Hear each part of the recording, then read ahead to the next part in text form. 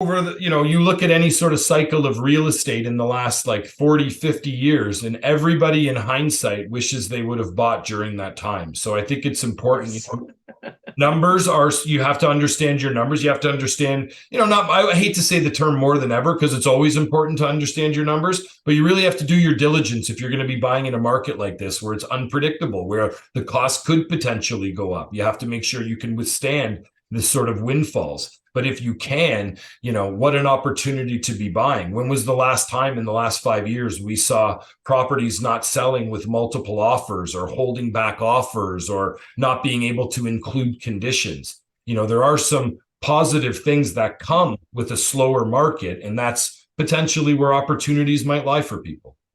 Exactly. Now, you mentioned the CPI, which I'm assuming is the Consumer Price Index. Yes. And so can you talk a little bit about how that impacts interest rates? Yeah, so they're not directly tied together. So CPI is a tool for measuring inflation.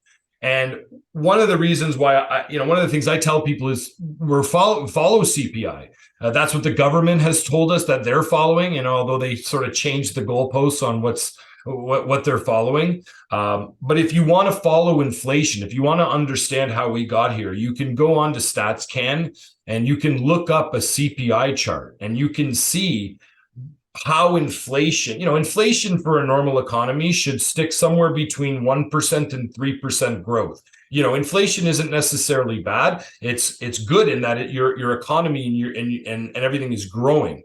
So we were humming along in between 1% and 3% up until COVID, right? And you can see from this chart that at the beginning of COVID, when we had those shutdowns, if people can think back that far and remember, businesses were shut down. Laurel, I don't know how much, at real estate you were doing at the time, but I remember we didn't even know if appraisers were going to be going into people's houses. How are you going to sell a house when you can't show it? So there was an initial knee-jerk reaction of most industries not knowing what was happening.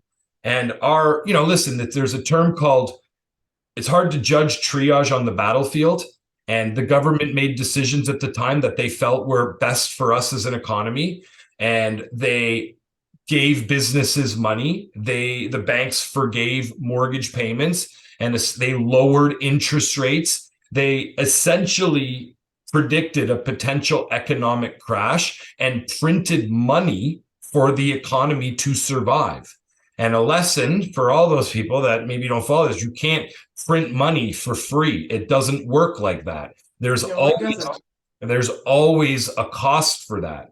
And if you follow what you would see in this chart, is you saw when COVID hit, you will see our CPI started to decline, where we actually went into a negative inflation, I think in May 2020.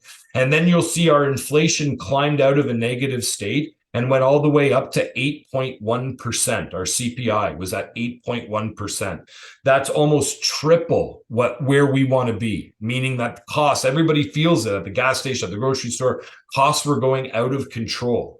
So one of the tools when spending is out of control and inflation is out of control, well, you have to turn off the tap of that money. You have to stop people from spending. And the best way to do that is to increase interest rates. That's the best way.